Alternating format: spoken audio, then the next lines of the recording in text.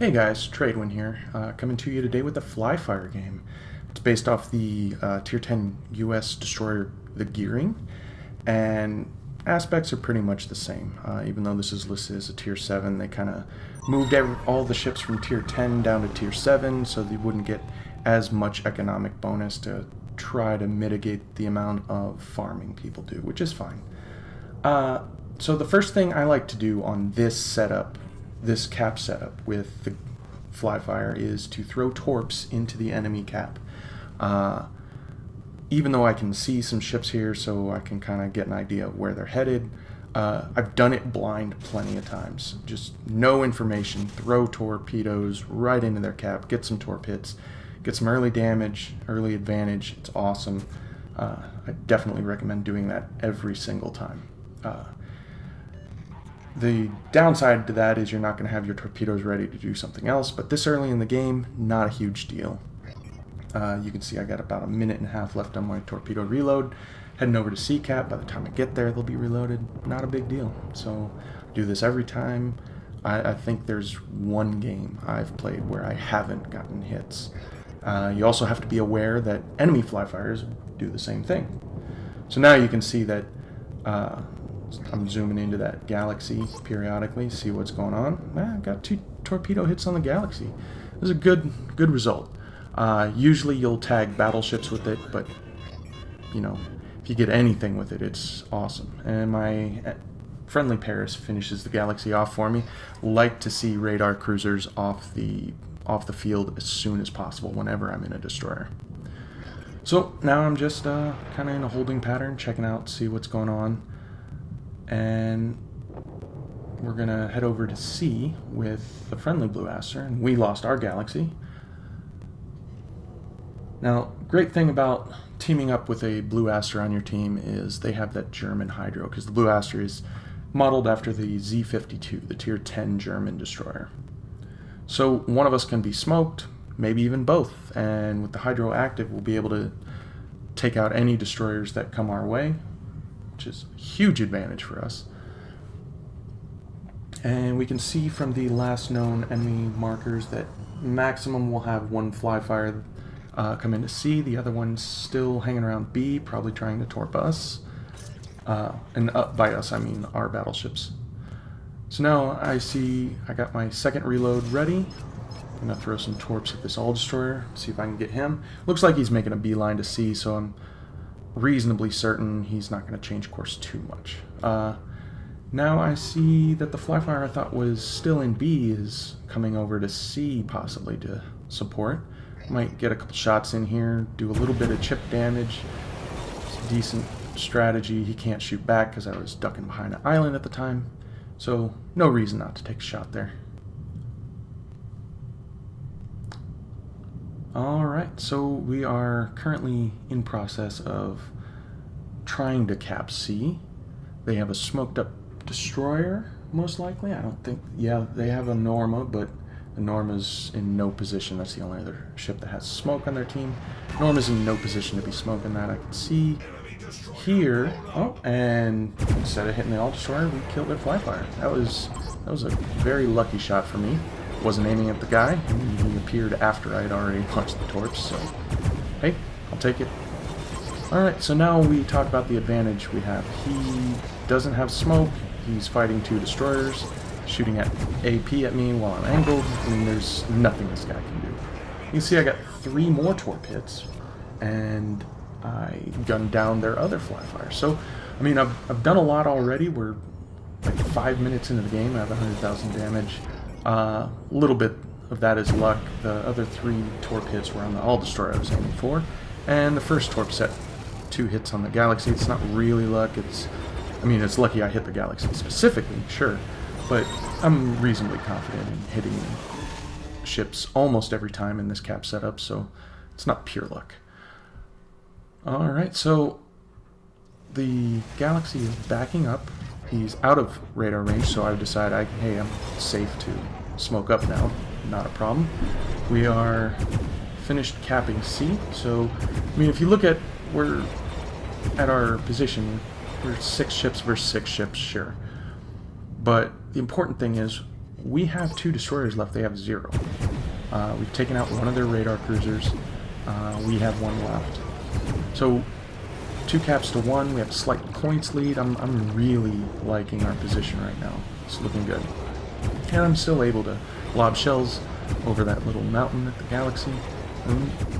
Gearing doesn't have the best shell arcs, but in a situation like this, it's amazing. I mean, I don't think there's another tier 10 destroyer that can do that. The only problem is if there's a fast-moving ship, it's at distance, it's hard to hit with the gearing, sure. Alright, so now this Zaya is coming around.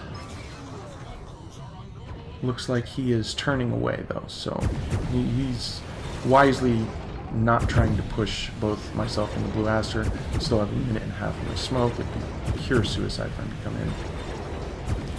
So I'm just sitting here farming battleships, and there's not a whole lot else to do right now. I mean, they have to push us. I'm not about to go try to take B or try to get south of C and try to do something weird. I'm just gonna sit here, enjoy the advantage, make the enemy do something that's not advantageous to their cause. So them pushing us will have the advantage, so I'm just going to let them do that. And while we're here, I mean, if you get a chance to play space battles, it's a great chance for you to try out ships you haven't played. The Zaya is the Zao. I don't have the Zao, so I got to play the Zaya. It's a great ship. Also, the Paris is the Republic. I got a good taste of that. I've heard some community contributors say that the Paris isn't all she's cracked up to be. I absolutely fall in love with her. I can't wait to finish that grind. It's a great ship. It's real hard. It's got the 20-second reload. It's just bananas when you can catch a few guys broadside. They don't, like, I've had plenty of 20, 30k salvos without getting any citadels. It's crazy. I've not been able to do that with many battleships. I'm a cruiser main, so my battleship aim is not always the best.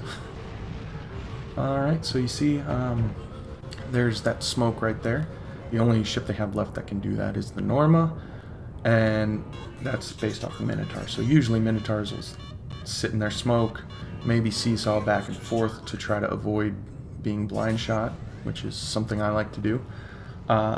So throw some torpedoes in there, see if I can get a lucky hit. Again, not pure luck, I'm reasonably certain he's in there. But hey, I'll take any torpedo hits they want to give me. I mean, that if I was that Minotaur, I would know that, hey, there's 2 destroyers around here. There's got to be some torpedoes coming in the smoke if I pop it here.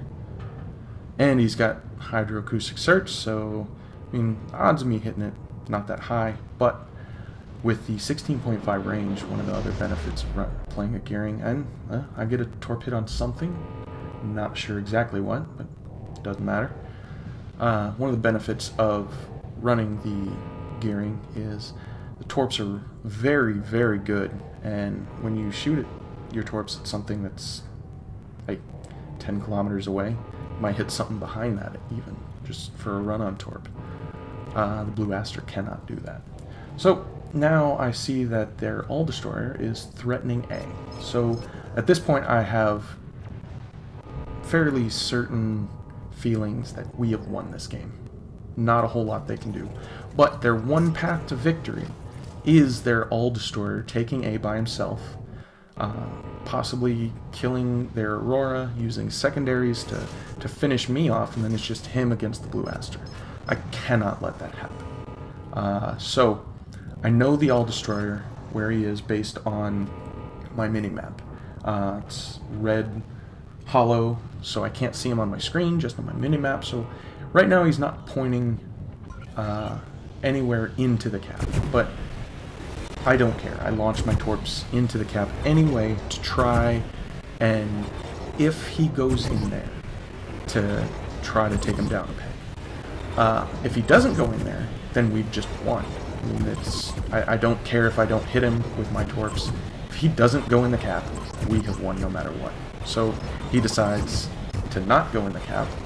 And now I just start shooting. I'm in my smoke, shooting. I don't care what happens at this point.